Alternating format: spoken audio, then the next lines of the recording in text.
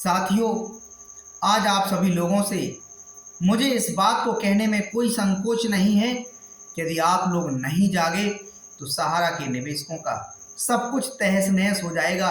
सहारा पीड़ितों की आवाज़ हमें लगता है अगर नहीं उठाई गई तो अब ये मान के चलिए कि सहारा के निवेशकों की भी हालात पीएसएल के निवेशकों की तरह हो जाएंगे। साथियों, मुझे इस बात को क्यों आज कहना पड़ा, क्योंकि मैं आप लोगों को बताऊं कि जब भी आप लोगों के लिए कोई वीडियो लेकर आता हूं उससे पहले बहुत कुछ विश्लेषण करने का प्रयास करता हूं। साथियों, आज आप लोगों के सामने मुझे एक एग्जाम्पल रखना है कि एक विवाद हिंदुस्तान में हुआ था सहारा पीएसएल का, एक विवाद हुआ था सहारा का, एक विवाद हुआ था पीएसएल का, और सेबी के साथ ये विवाद हुआ था। साथियों, दोनों मामलों में सेबी के निवेशकों के भुगतान करने थे। सेबी के पास 1 लाख करोड़ रुपए से अधिक की संपत्तियां होते हुए भी आज दिन तक निवेशकों के भुगतान नहीं लौटाए जा सके। सहारा के पास लाखों करोड़ रुपए की संपत्तियां होती हुई भी सेबी सहारा समूह से 24,000 करोड़ रुपए नहीं वसूल सका। 1 दशक बीत गया है इस मामले को। और साथियों, बात सहारा के निवेशकों की यदि करें तो 13 करोड़ निवेशकों का 1 लाख करोड़ से अधिक निवेशकों ने सहारा की स्कीम्स में, सहारा की कंपनियों में, सहारा की सोसाइटियों में निवेश किया है। और ये पैसा 2 से 3 लाख करोड़ रुपए ब्याज सहित होने की संभावना है। और मात्र 5,000 करोड़ रुपए सहारा सेबी रिफंड अकाउंट से निवेशकों के भुगतान करने के लिए सेंट्रल रजिस्ट्रार को हस्तांतर किए गए हैं। कहां मामला 2 से 3 लाख करोड़ रुपए का है और कहां 5,000 करोड़ रुपए की बात हो रही है। साथियों, आज मुझे मजबूर होकर इस बात को कहना पड़ रहा है कि प्रधानमंत्री स्वयं नरेंद्र मोदी जी इस मामले में एक्टिव नहीं हुए तो सहारा के निवेशकों की जो पीड़ा है, जो घाव है, उस पर कभी मरहम नहीं लग सकते। बहुत गहराई तक आप लोगों को जाना पड़ेगा। साथियों, आपको इस बात को बहुत भली भांति समझना पड़ेगा कि कैसे सेबी के द्वारा मात्र पीएसएल के निवेशकों की बात कर लें, पहले 2,500 रुपए तक के भुगतान की बात पीएसएल ने किया, इसके बाद 10,000 रुपए तक के भुगतान पीएसएल ने कराए, इसके बाद 15,000 रुपए तक के भुगतान कराए, इसके बाद 17,000 रुपए तक के भुगतान। और उस पीएसएल की मैं बात कर रहा हूं जिसने मात्र 50,000 करोड़ रुपए निवेशकों से जुटाया। कोई 1 लाख करोड़ रुपए से अधिक की उसके पास संपत्तियां हैं। वर्षों बीत गए हैं। सरकारी एजेंसियों की भरोसे यदि सहारा का निवेशक बैठा रहा तो यकीन मानिए इतना बड़ा मामला है कि अगले 10 से 20 वर्षों तक सहारा के निवेशकों को भुगतान नहीं मिल सकते। साथियों, सेबी के पास जो पैसा है मात्र 24,000 करोड़ रुपए है। सहारा ने 16,000 करोड़ रुपए जमा कराया है। उन निवेशकों को 2 से 3 लाख करोड़ रुपए लेना है। और खास करके सेबी और सरकारी एजेंसियों पर इसलिए भरोसा नहीं किया जा सकता साथियों, क्योंकि सेबी को एक काम सौंपा गया था और कि सहारा समूह की संपत्ति को बेच करके, नीलाम करके, कुर्क करवा के उसमें एमबी वैली भी शामिल था। और वो एमबी वैली लग्जरी सिटी जिसकी भव्यता देखकर आंखें ठहर जाएं वहां देखकर, उस एमबी वैली को सेबी नीलाम नहीं करवा सका, कुर्क नहीं करवा सका। और सहारा सेबी रिफंड अकाउंट में सुप्रीम कोर्ट के आदेश के बावजूद भी सहारा से 24,000 करोड़ रुपए की वसूली नहीं कर सका। 1 दशक साथी बीत गया, 1 दशक। 10 वर्षों में जो संस्थान, जो सरकारी एजेंसियां 24,000 करोड़ रुपए नहीं जुटा सकी हों, और उस कंपनी से जिसका साम्राज्य देश से लेकर विदेशों तक फैला हो, तो इन सरकारी एजेंसियों के भरोसे बैठे रहे तो 2 से 3 लाख करोड़ रुपए ये संभव ही नहीं होता ये सरकारी एजेंसियां वसूल सकें। साथियों मैं लॉजिक पे बात करता हूं और बड़ा सोच समझकर कुछ बातें रखने का प्रयास करता हूं, जिससे अगर आप लोग जाग गए और प्रधानमंत्री जी सीधा इस मामले में इंटरफियर किए और प्रधानमंत्री ने अपने देखरेख में इस मामले को लिया तो संभव है आप लोगों के भुगतान हो जाए, वरना इस बात को समझने में बहुत ज़्यादा समय अब नहीं लगना चाहिए आप लोगों को कि बहुत 2 मजबूत एग्जाम्पल आप लोगों के सामने रखे हुए हैं, एक सहारा की रियल एस्टेट हाउसिंग कंपनी का और एक सहारा की एक PACL का। और जिस प्रकार से 12 अप्रैल को दिल्ली हाई कोर्ट में सुनवाई होने जा रही है सहारा की सोसाइटियों को लेकर, हो सकता है इसमें भी दिल्ली हाई कोर्ट के माध्यम से सेंट्रल रजिस्ट्रार को आदेशित कर दिया जाए कि सहारा की संपत्तियों को लिक्विडेशन किया जाए, परसामन किया जाए।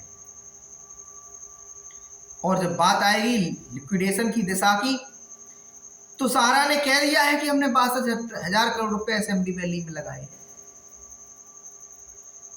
जो एमबी वैली 40,000 करोड़ रुपए में से भी नहीं बेच सका, वो MB valley central registrar 62,000 crore रुपए में कैसे बेच पाएंगे? कठिन बात है ना। इसलिए साथियों, यदि आप सच्चे दिमाग से, सच्चे हृदय से, सच्चे मन से सहारा के निवेशकों के भुगतान दिलाने की उम्मीद कर रहे हैं तो आप लोग सीधा प्रधानमंत्री जी से इस मामले को इंटरफियर करने को कहें। और प्रधानमंत्री जी से कहने का तरीका है, हमारे देश के सांसद महोदय, हमारे पास भारतीय डाक सेवा द्वारा दी जा रही डाक विभाग के द्वारा वो सेवाएं जो आपके पत्र लेकर प्रधानमंत्री कार्यालय तक भेजे जाते हैं, 13 करोड़ पत्र 13 करोड़ पीड़ितों के प्रधानमंत्री कार्यालय में पहुंचेंगे तो प्रधानमंत्री कार्यालय इस बात को समझेगा कि वाकई में ये बात निवेशकों के द्वारा ठीक रखी जा रही है कि जो सेबी सहारा समूह से एक दशक में मात्र 24,000 करोड़ रुपए, लाखों करोड़ रुपए की संपत्ति होते हुए भी नहीं वसूल सका, तो कैसे संभव है 2 से 3 लाख करोड़ रुपए की इनकी संपत्तियों को बेच करके, नीलाम करके, कुर्क करके भुगतान कर दिया? तो उनको सोचना पड़ेगा आपके लिए राहत पैकेज के लिए, बजट पैकेज के लिए। वो आपके लिए कोई एक राहत पैकेज और बजट पैकेज लाएंगे जिसके माध्यम से आपको भुगतान दिलाने के लिए उन्हें आना चाहिए। साथियों, इस बात को और समझ लीजिए कि यदि हमें आपको इस माया जाल में उलझा दिया गया कि सहारा की संपत्तियां नीलाम की जा रही हैं, कुर्क की जा रही हैं, बेची जा रही हैं, ग्राहकों को ढूंढा जा रहा है, अगर हम आप लोग इस सारी व्यवस्था में खो गए तो मैंने बता दिया कि अगले 2-3 दशकों तक सहारा की संपत्तियां कुर्की होती रहेंगी और आप लोगों के भुगतान हमेशा हमेशा के लिए डूब जाएंगे। सरकार के पाले में सीधा गेंद है और प्रधानमंत्री जी जो वर्तमान में एक सशक्त सरकार के मुखिया हैं, एक सशक्त सरकार का नेतृत्व कर रहे हैं। पूरा देश ने देखा कोरोना काल में उन्होंने एक अपील पर देश के करोड़ों लोगों से घंटी बजवा दिया, थाली चम्मच बजवा दिया। पूरे देश ने देखा प्रधानमंत्री जी ने एक आवाज पे नोटबंदी में निवेशकों को, देश के बैंक खाता धारकों को बैंकों की लाइन में लगवा दिया। पूरे देश ने देखा एक झटके में 370 का हिसाब किताब हो गया। पूरे देश ने देखा कि राम मंदिर का फैसला आया और पूरे देश में चूं नहीं हुई, किसी प्रकार से किसी ने कोई उपद्रव नहीं कर सका। तो सशक्त सरकार का नेतृत्व प्रधानमंत्री जी कर रहे हैं और सहारा के निवेशकों को भुगतान दिलाने की क्षमता इस देश में अगर किसी के पास बची है तो सीधा सरकार के पास बची है और प्रधानमंत्री जी के नेतृत्व में बची है।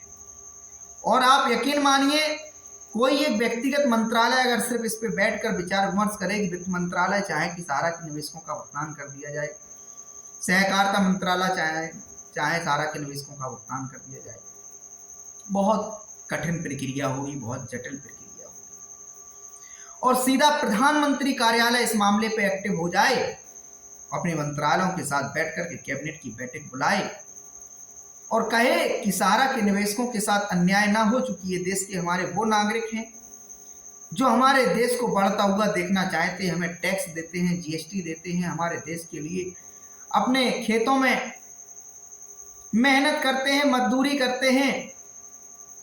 इन निवेशकों में गांव देहात के कम पढ़े लिखे लोग भी बहुत ज़्यादा बड़ी मात्रा में शामिल हैं। इन निवेशकों में छोटे वर्ग, छोटे समूह, छोटे व्यापारी, छोटे किसान ऐसे लोग हैं और जिनका यदि भुगतान समय से नहीं हुआ तो इनके सपनों का चीरहरण हो जाएगा, इनके साथ अन्याय हो जाएगा और इससे सरकार की नाकामयाबी पूरी दुनिया देखेगी।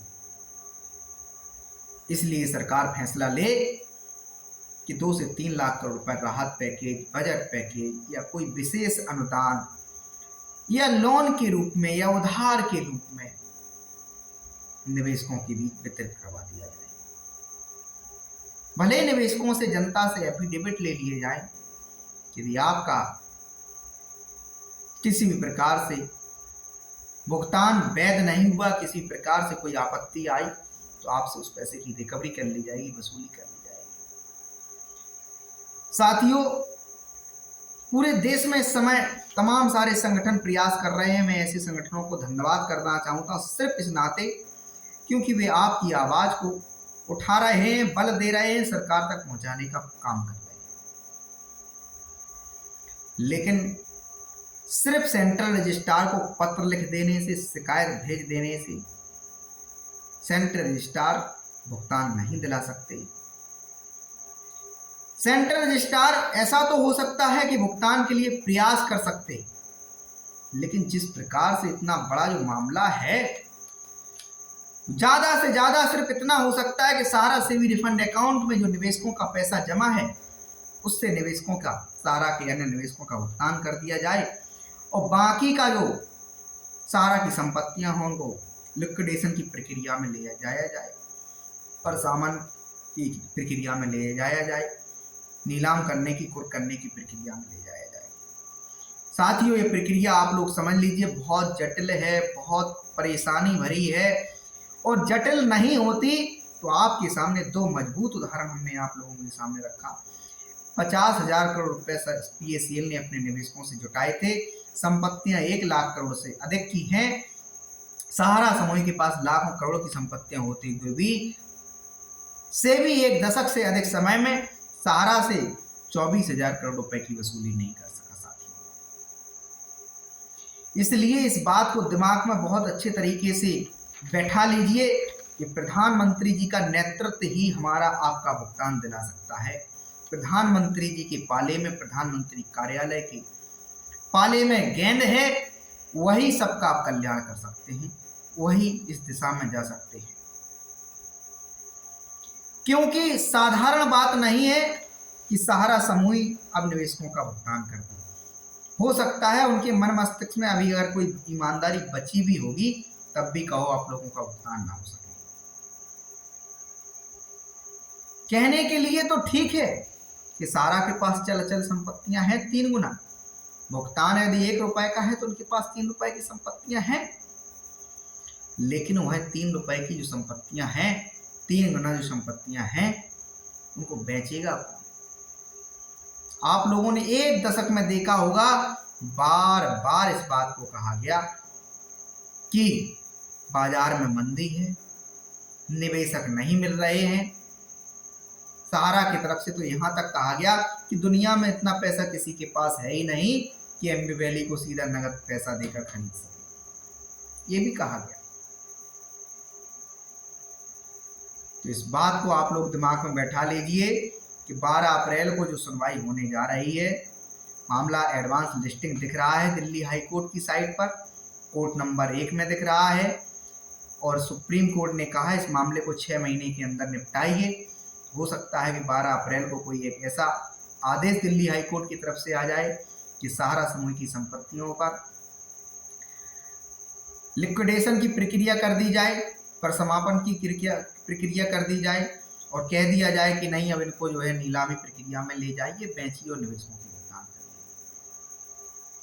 तो बड़ा जटिल और कठिन समय होगा साथियों वो, क्योंकि लिक्विडेशन या बेचने की प्रक्रिया, नीलामी की प्रक्रिया में वास्तव में ले जाना ही है सरकार को, तो ले जाए, लेकिन इसके पहले सहारा के निवेशकों के लिए एक अंशदान, एक बजट, एक राहत पैकेज जारी करना पड़ेगा।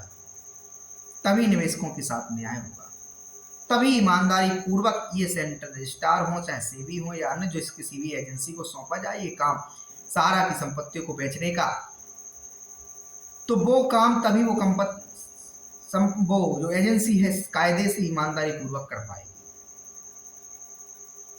इस बात को बहुत गहराई से समझ लेने की आवश्यकता है। बातें भले ही कोई भी कर रहा हो कि हम भुगतान दिला देंगे, लड़ाई लड़िए, आंदोलन करिए, संघर्ष करिए, पत्र लिखिए, मैं भी यही बातें कहता हूँ, लड़ाई लड़िए, संघर्ष करिए, आंदोलन करिए, पत्र भेजिए सरकार को, लेकिन वास्तविकता क्या है निवेशकों की वो भी भेजिए। निवेशकों को भुगतान कैसे मिल सकते हैं वो भी भेजिए। वहां मंत्रालय में बैठे हुए अधिकारी को आप लोगों की समस्याओं के बारे में पता नहीं है, उसे नहीं पता कि सहारा के जिस निवेशक से पैसा लिया गया है वो वर्तमान में दुनिया में है भी या छोड़ के चला गया। बहुत सारे ऐसे निवेशक हैं भुगतान की आस करते करते, उम्मीद करते करते दुनिया छोड़ के चले गए। कुछ लोग अवसाद में चले गए, कुछ लोग बीमारी के काल में चले गए, कुछ लोगों को समय के काल ने ले लिया। बहुत सारे लोग हैं, उन्हें नहीं पता कि सहारा समूह के द्वारा इतनी स्कीम्स चलाई जाती थी। यहाँ तक कि उन्हें तो ये जानकारी नहीं है कि सहारा के अंदर एक कंपनी से दूसरी कंपनी का खेल किया तो जाता ही था, इसके अलावा सर्टिफिकेट को, बॉन्डों को खरीदने का भी, बेचने का भी सिलसिला होता था, नाम परिवर्तन का होता था, हस्तांतरण। आपके नाम का खाता है, कोई और खरीदना चाहे खरीद सकता है। नई अधिकारियों को पता है, पॉइंटों की व्यवस्था की गई थी कि आपका सहारा क्यूसॉप का बॉन्ड 10,000 रुपए का था, कंपनी ने कहा कि हमारे पास पैसे भुगतान करने के लिए नहीं है, RTDS कटेगा, क्यूसॉप योजना से भुगतान लेंगे आप, 20% कटेगा। ये तमाम जो भय डर दिखाए गए और आपसे कहा गया कि आपको इसमें नई स्कीम्स में ले जाएंगे, आपका TDS कटने से बच जाएगा और ब्याज भी सुरक्षित रहेगा। तो 10,000 रुपए के सर्टिफिकेट को 2 भागों में बांट के सहारा ने जारी कर दिया।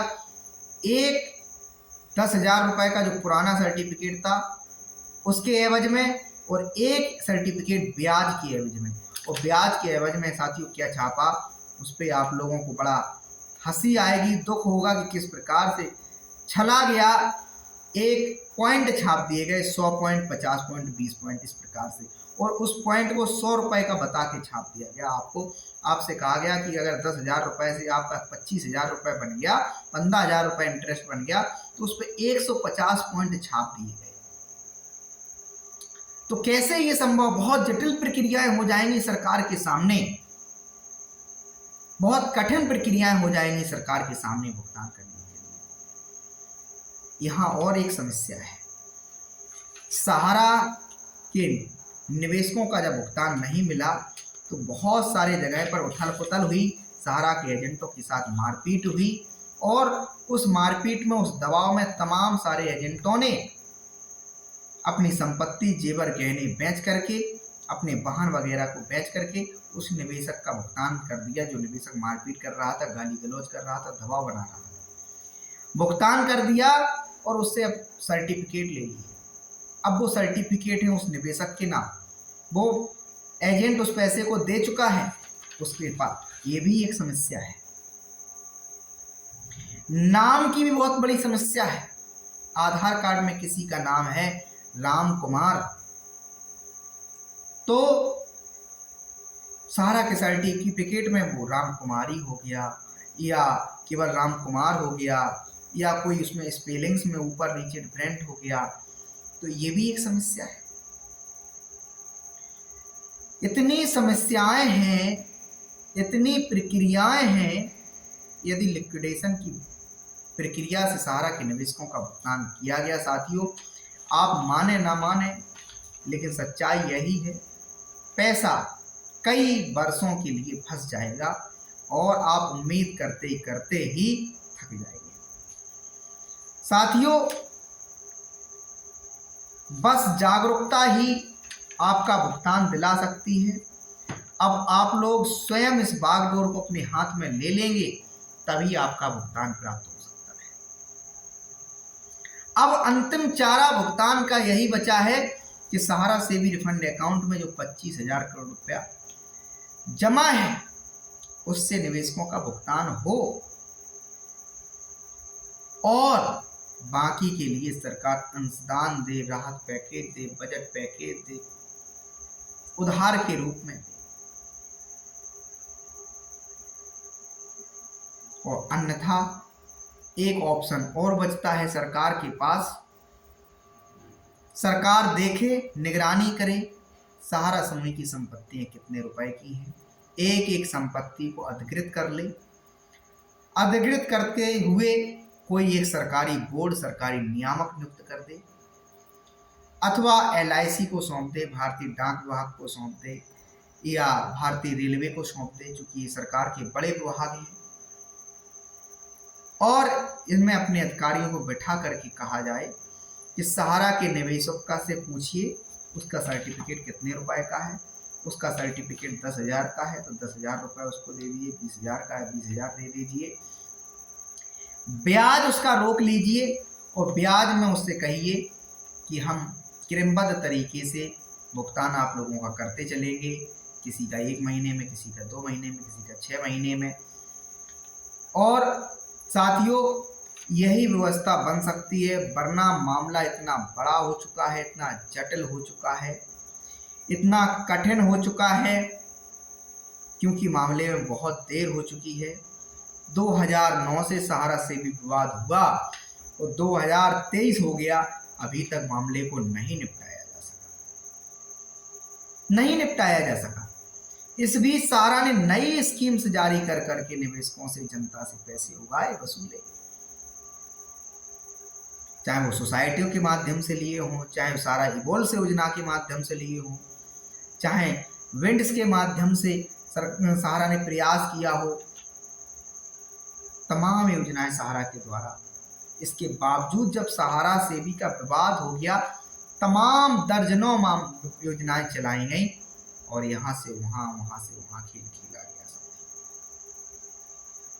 और जांच के भरोसे बैठी रही सरकार कि ईडी जांच कर रही है, ईडी के पास मामला दर्ज है, सेबी के पास मामला है, सेंट्रल रजिस्ट्रार के पास मामला है, इनकम टैक्स विभाग के पास मामला है, श्रमिक और श्रम मंत्रालय के पास मामला है, इसके अलावा वित्त मंत्रालय के पास मामला है, इसके अलावा SFIO के पास मामला है, कंपनी और रजिस्ट्रार के पास मामला है। मतलब सारे मंत्रालय ऐसे हैं जिनका कहीं ना कहीं कोई ना कोई सरहरा का मामला है।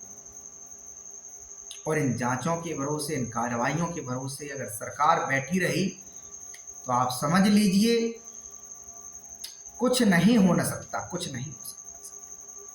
भुगतान मिलना बहुत कठिन है, बहुत जटिल है।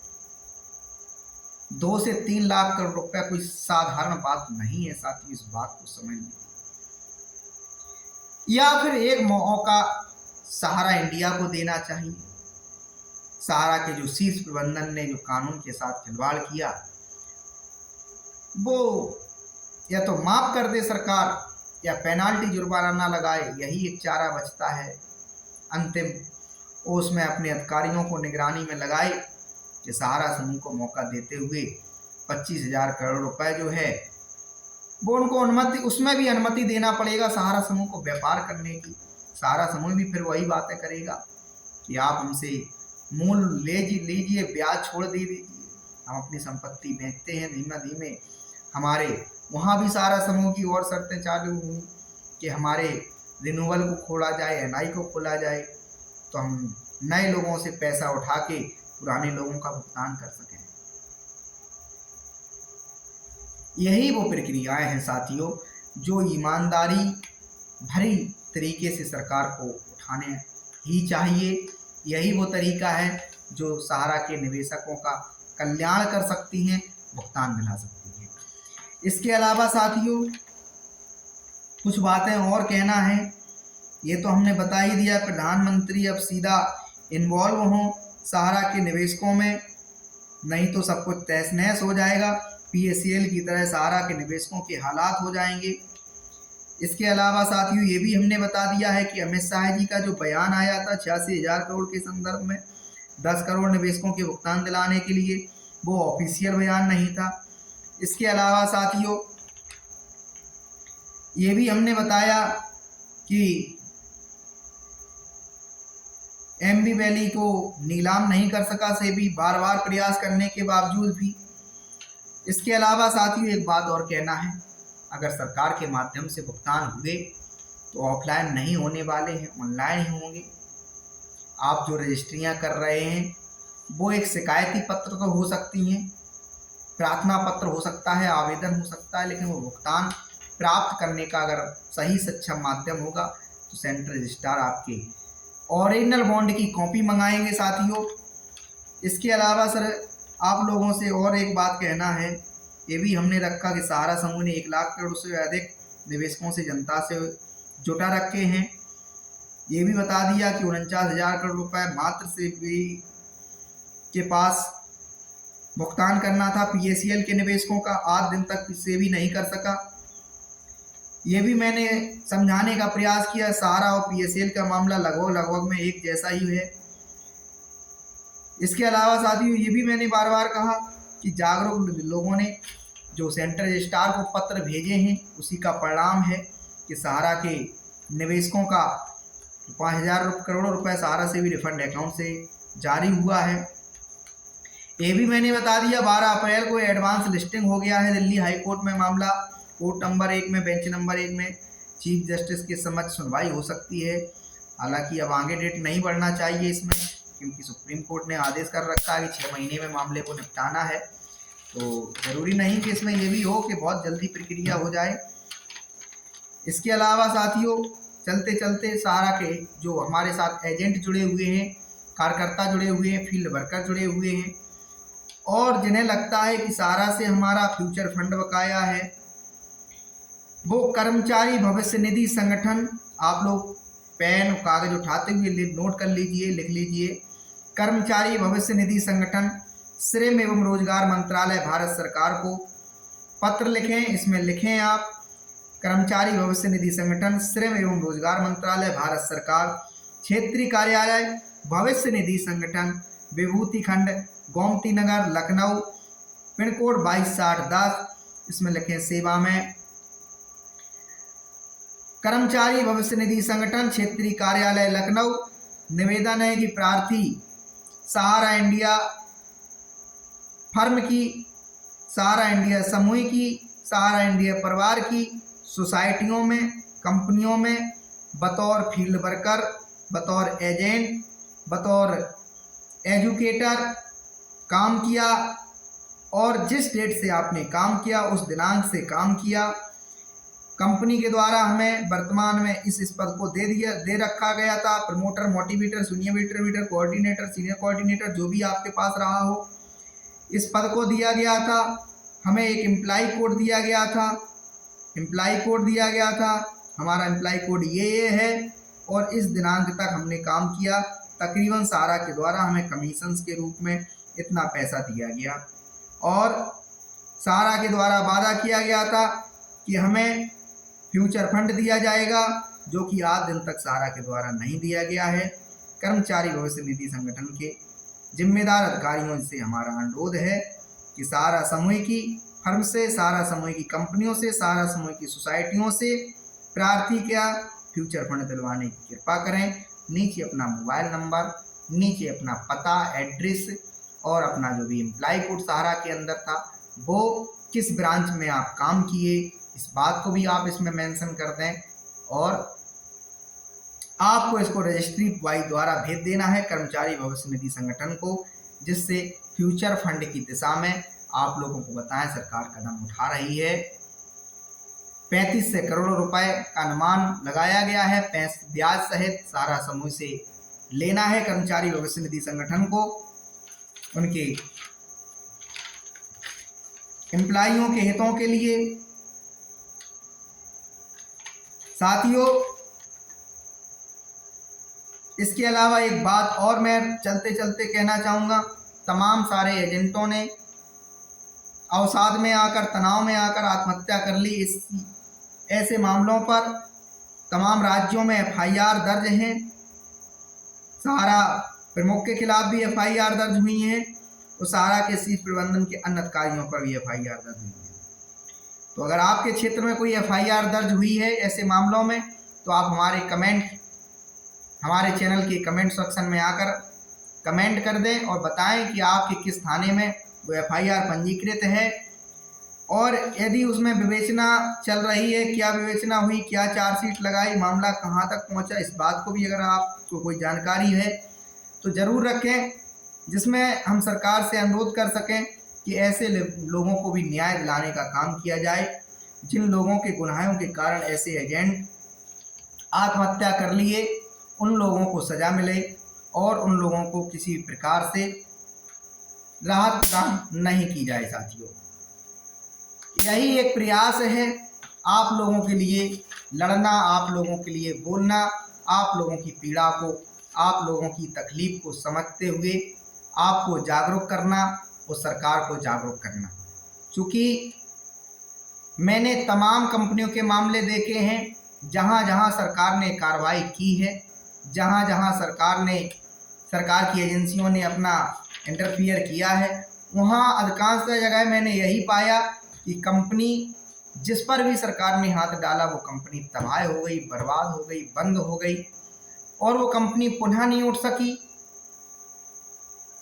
सरकार वो कंपनियों की संपत्ति बेचती ही रहती है।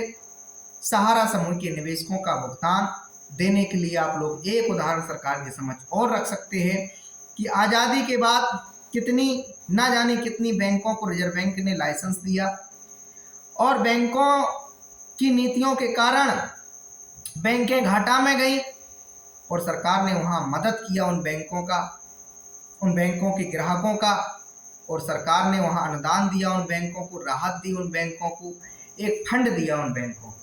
तो यहाँ भी सरकार से हमारा मानना है कि फंड मिलना चाहिए, क्योंकि 21वीं सदी की सबसे बड़ी ये त्रासदी है। मानव ने मानव के साथ बहुत बड़ा अन्याय कर दिया है। गलतियाँ चाहे वो सरकारी एजेंसियों के द्वारा की गई हों, चाहे वो सहारा समूह के द्वारा की गई हों, इसका सीधा प्रभाव देश पर पड़ा है, देश की अर्थव्यवस्था पर पड़ा है, देश के बेरोजगारी पर पड़ा है, देश के आम नागरिकों पर पड़ा है। क्योंकि कंपनी 1978 से अपने व्यवसाय का संचालन कर रही थी, लोगों की भावनाएं जुड़ गई थी कंपनी के साथ। और ये भी सच्चाई है कि सहारा से लोगों ने सीखा है कैसे 10-10, 20-20, 50-50, 100-100 रुपए के एकत्रित करके अपनी एक बड़ी धनराशि बना ली जाए। ये सच्चाई है।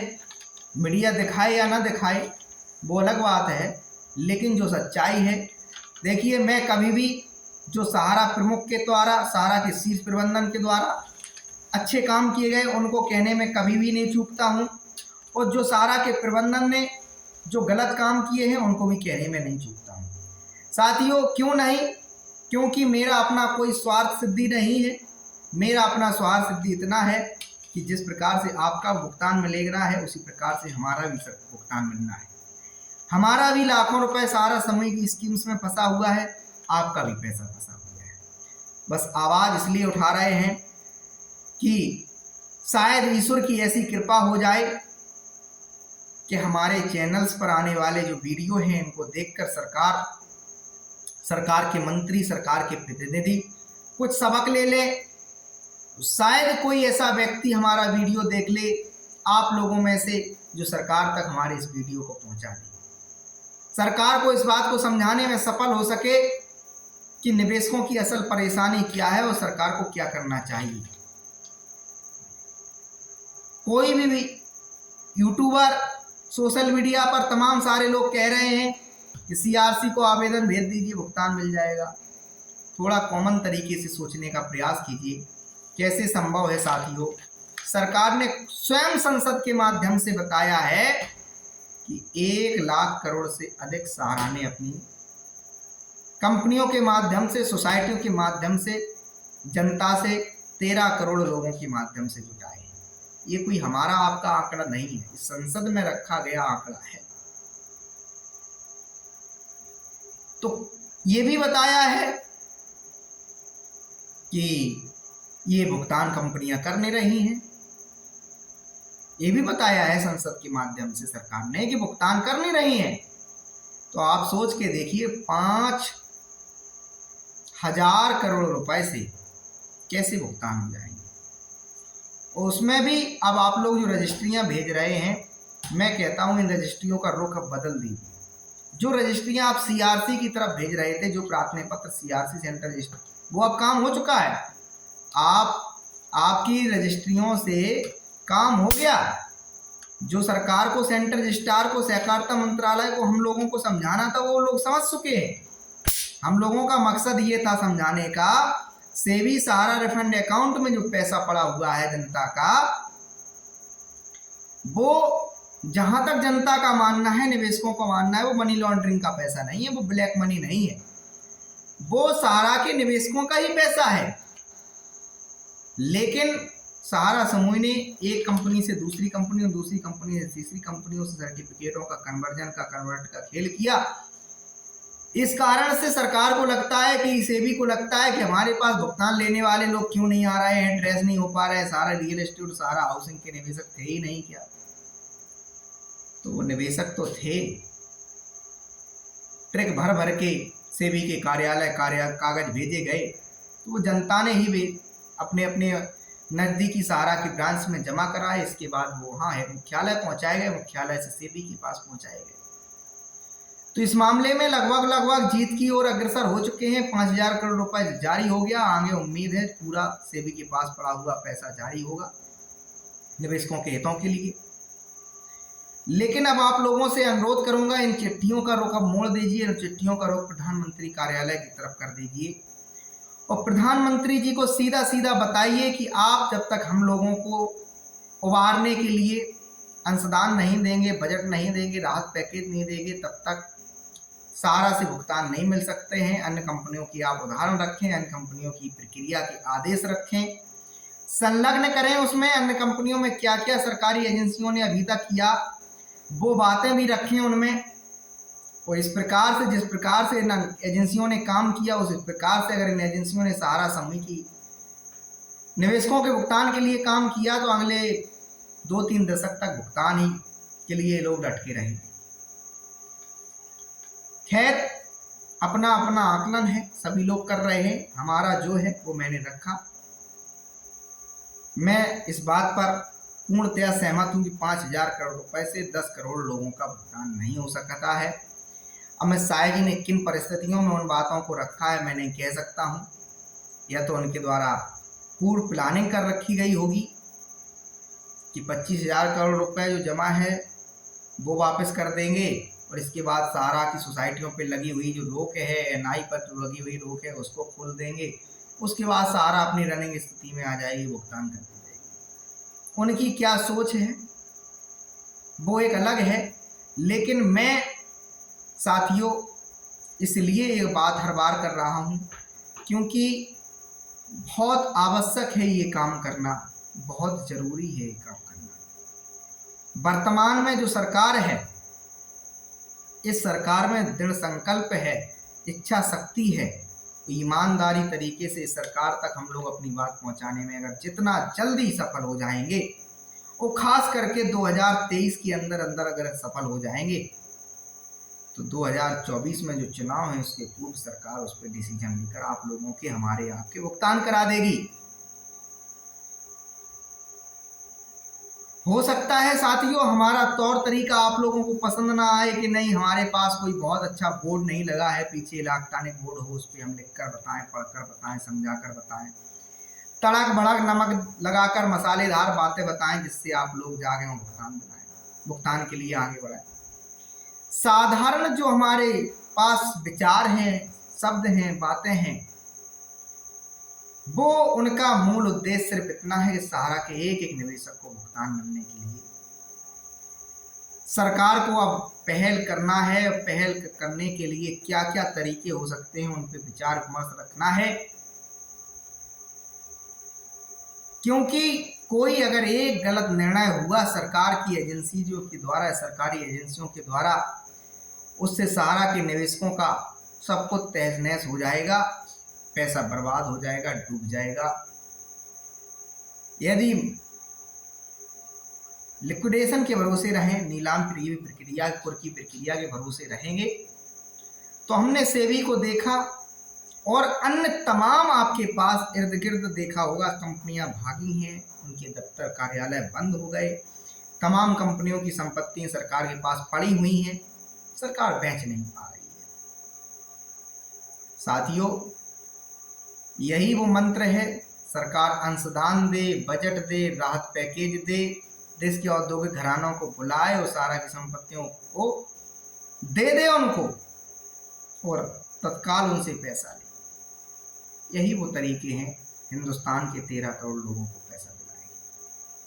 तड़क भड़क तमाम सारे आजकल लोग, वो लोग भी आ गए जिनका सहारा की सोसाइटियों में ना ही पैसा जमा है, सहारा की कंपनियों में ना ही पैसा जमा है, ऐसे लोग भी आ गए हैं अब आजकल तो अपनी बात उठाने के लिए। ठीक है, उनको भी धन्यवाद करते हैं कि बात कम से कम उठा रहे हैं, पहुंचा रहे हैं, लेकिन उनको इन बातों को समझना होगा, इन सार को समझना होगा, इन तथ्यों को समझना होगा कि सहारा समूह का रहस्य क्या है, सहारा की सच्चाई क्या है, सहारा ने क्या पुनीत कार्य किए, क्या गलत कार्य किए, सहारा की संपत्तियां कहाँ हैं, कितनी हैं, किस हालात में हैं, सहारा के दफ्तर खुल रहे हैं, बंद हैं, सहारा के एजेंटों की स्थिति क्या है।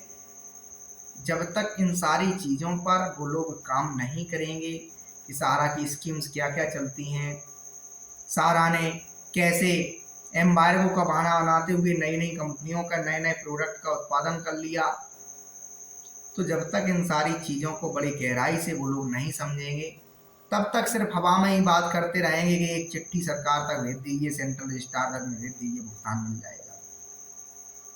मैं भी कहता हूँ भेजना चाहिए, लेकिन उनमें शब्दों का जो चयन हो वो थोड़ा अच्छा हो, गंभीर हो, तो ज़्यादा अच्छी बात है। धन्यवाद, थैंक यू।